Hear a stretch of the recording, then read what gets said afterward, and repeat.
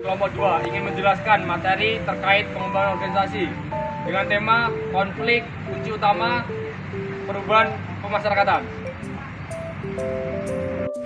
Saya Taruna Wrenda Vicky Jini Wardana. Di sini saya akan membahas tentang layanan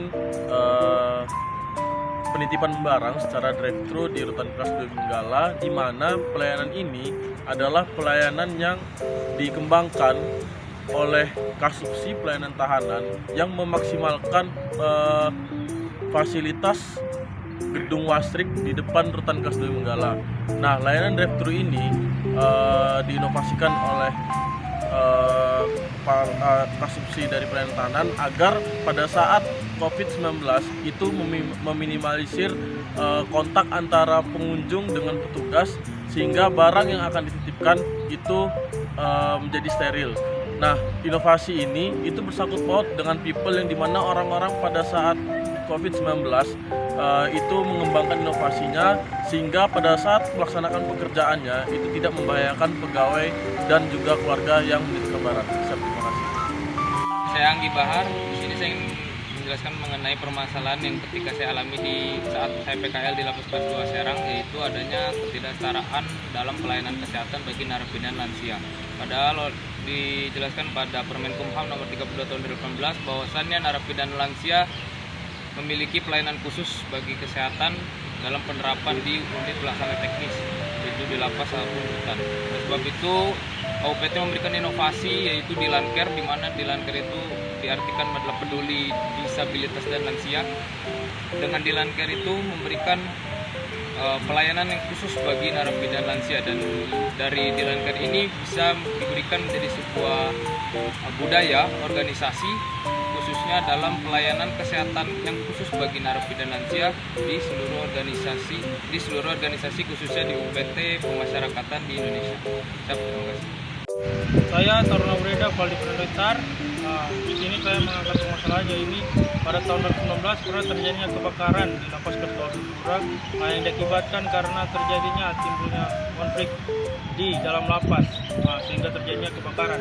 Maka dari itu Kalapas membuat inovasi, membuat pemasangan fireblok dan pelatihan kepada petugas pemasyarakatan dan warga binaan, yaitu kerjasama antar damkar dan para petugas. Inovasi ini selanjutnya akan menjadi inovasi bagi lapas-lapas yang lainnya terkait budaya kerja. Jadi Haji Winata, saya membahas mengenai restoran bintang 5 di dalam Lapas Kelas 2 Karawang. Pada saat penelitian saya menemukan bahwa kualitas makanan yang ada di lapas itu kurang optimal. Lalu saya melihat ke dapurnya, ternyata dapurnya juga kurang layak. Lalu sekian lama berjalan, Bapak Kalapas memberikan arahan untuk membuat dapur sehat. Nah, dapur sehat ini merupakan salah satu pengembangan dalam bidang teknologi di dalam pengembangan organisasi, yang nantinya kebijakan dari Kalapas ini akan dilakukan oleh pejabat struktural dan pelaksananya, yang nantinya akan membuat kebiasaan atau budaya untuk menyajikan makanan sehat dan bergizi bagi narapidana. Saya Syamsian Novel Irfansyah. Pada saat tingkat 3 saya melakukan KKN di Lapas Kelas 1 Madiun. Pada saat saya melakukan KKN, saya mendapatkan permasalahan atau mendapatkan kendala dalam aspek pelayanan kunjungan di Lapas Kelas 1 Madiun, yang mana terjadi pembengkakan atau antrian kunjungan keluarga binaan yang akan mengunjungi keluarganya, yaitu WBP di Lapas Kelas 1 Madiun. Di sini saya menemukan terjadi pengembangan organisasi dalam bidang teknologi, di mana Bapak Kalapas melakukan inovasi untuk membuat suatu aplikasi, yaitu antrian kunjungan online, guna meminimalisir terjadinya antrian kunjungan yang membengkak pada saat hari di mana akan melakukan kunjungan kepada keluarga narapidana yang ada di Lapas Kelas 1 Madiun. Terima kasih. Wati akan membahas mengenai penerapan digitalisasi rekam medis di Lapas Kelas 2A Purwokerto. Ketika saya melakukan penelitian di Lapas Kelas 2A Purwokerto, saya mengetahui bahwa di Lapas Kelas 2A Purwokerto itu telah merubah sistem rekam medis yang mereka gunakan. Di mana tadinya mereka menggunakan rekam medis manual, kini mereka menggunakan rekam medis elektronik. Hal tersebut dilakukan oleh Lapas Kelas 2A Purwokerto guna untuk mencegah terjadinya permasalahan yang sering terjadi apabila menggunakan rekam medis manual, seperti kehilangan atau rusaknya berkas rekam medis. Selain itu juga sulitnya untuk mengatur, menyimpan, dan menelusuri riwayat rekam medis dari warga binaan karena jumlah warga binaan yang tidak sedikit. Tentunya hal tersebut dapat mengganggu kerahasiaan data dari riwayat rekam medis para warga binaan. Dalam penerapan rekam medis elektronik tersebut, Lapas Kelas 2A Purwokerto bekerjasama dengan pihak ketiga dengan menggunakan aplikasi Klinik Pintar. Penerapan digitalisasi rekam medis tersebut merupakan sebuah pengembangan organisasi dalam bentuk teknologi dan dalam aspek organisasi. Diharapkan dengan adanya penerapan digitalisasi rekam medis elektronik tersebut dapat membantu para warga binaan untuk memudahkan mereka mengetahui bagaimana sih riwayat rekam medis mereka selama di dalam lapas. Saya Taruna Ureda Anditalita Mirandai Masti. Sini saya akan menceritakan mengenai pengalaman saya yang dimana saat saya meneliti di Lapas Kelas 1 Makassar, dimana saya menemukan bahwa Lapas Kelas 1 Makassar mempunyai suatu pembinaan kemandirian, yaitu pembinaan kemandirian pabrik garmen, yang dimana pembinaan kemandirian pabrik garmen ini ditujukan untuk bagi para narapidana untuk dapat membuat mereka dapat bersiap untuk dapat kembali ke masyarakat dan memiliki suatu tujuan yang benar. Dan permasalahan yang ada di dalam pembinaan pabrik garmen ini yang dimana adalah masih kurangnya orang-orang yang ingin bergabung, narapidana yang ingin bergabung di pabrik garmen ini, dan membuat dan juga proses pemasaran yang dari lapasnya itu masih sangat kurang dan membuat para narapidana menjadi kurang berminat untuk mengikuti pembinaan ini, yang dimana pengembangan yang dilakukan oleh Lapas Kelas 1 Makassar itu ialah dengan melakukan kerjasama oleh pihak ketiga ya. Dan hal ini pun membuat pembinaan ini dapat berjalan dengan lancar. Sekian, terima kasih. Warahmatullahi wabarakatuh. Izin Taruna Ureda Rahmatil Fatahudin. Izin saya kemarin melakukan suatu KKN di Lapas Kelas 2A Banyuwangi, dan di mana saya menemukan suatu inovasi terbaru yang dilakukan oleh Kalapas, terutama Lapas Kelas 2 Banyuwangi, yaitu dengan adanya QR, yang hal ini merupakan upaya dalam lembaga pemasyarakatan tersebut untuk melakukan suatu inovasi berupa teknologi, karena di lembaga pemasyarakatan kelas 2 Banyuwangi ini regu jaganya susah, dalam arti malas untuk melakukan controlling. Hal tersebut merupakan upaya dalam melakukan suatu inovasi dalam bentuk teknologi, pengembangan organisasi dalam bentuk teknologi yang dilakukan Kalapas kelas 2A Banyuwangi. Hal tersebut juga dapat ketika mereka controlling dapat masuk ke dalam suatu aplikasi, atau Kalapas pun dapat mengontrol hal tersebut. Siap, terima kasih. Saya Felix Mikael Gaul. Pada saat saya melaksanakan KKN di Lapas Narkotika Kelas 2 Bandung, saya menemukan permasalahan, yaitu terdapat keluarga dari narapidana yang melakukan kunjungan menusukkan sabu di dalam sepatu mereka. Dari kejadian ini, Kalapas membuat suatu kebijakan untuk mengganti setiap alas dari yang melakukan kunjungan dengan sendal Lapnajel atau Lapas Narkotika Jelekong, yang merupakan nama lain dari Lapas Narkotika Kelas 2 Bandung.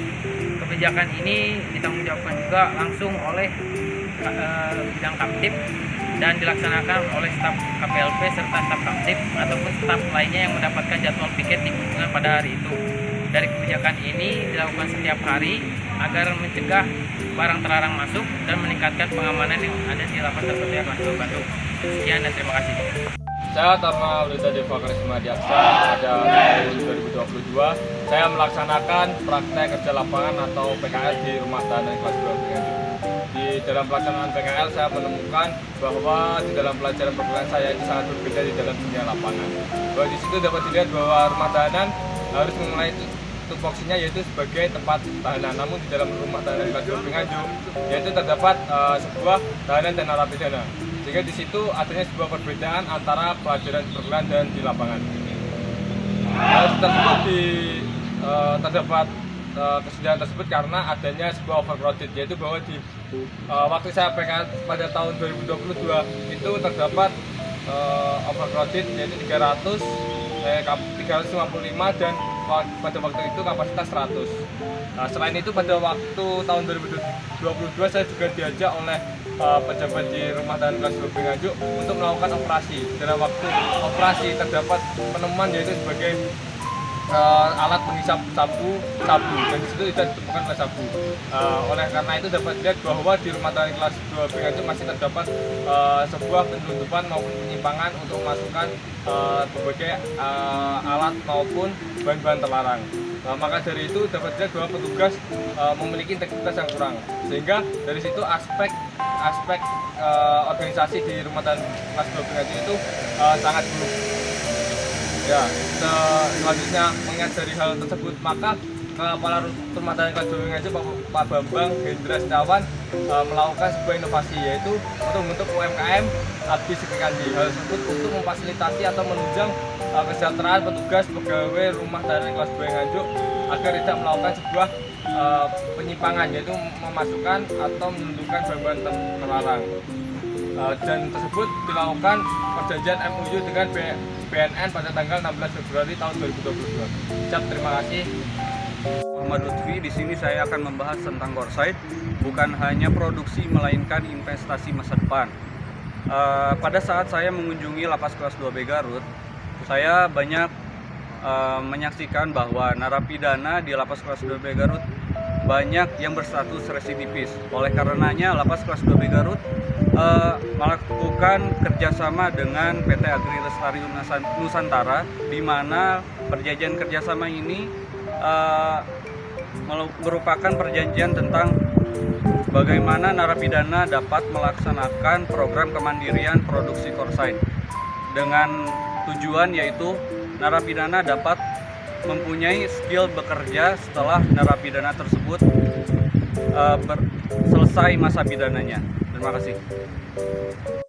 Tema yang berjudul konflik, kunci utama perubahan kemasyarakatan itu diambil karena melihat dari beberapa judul yang dibuat oleh rekan-rekan dari kelompok saya, dan kami menyepakati bahwa dari semua penelitian itu berawal dari konflik, sehingga tema kami yaitu konflik yang pertama.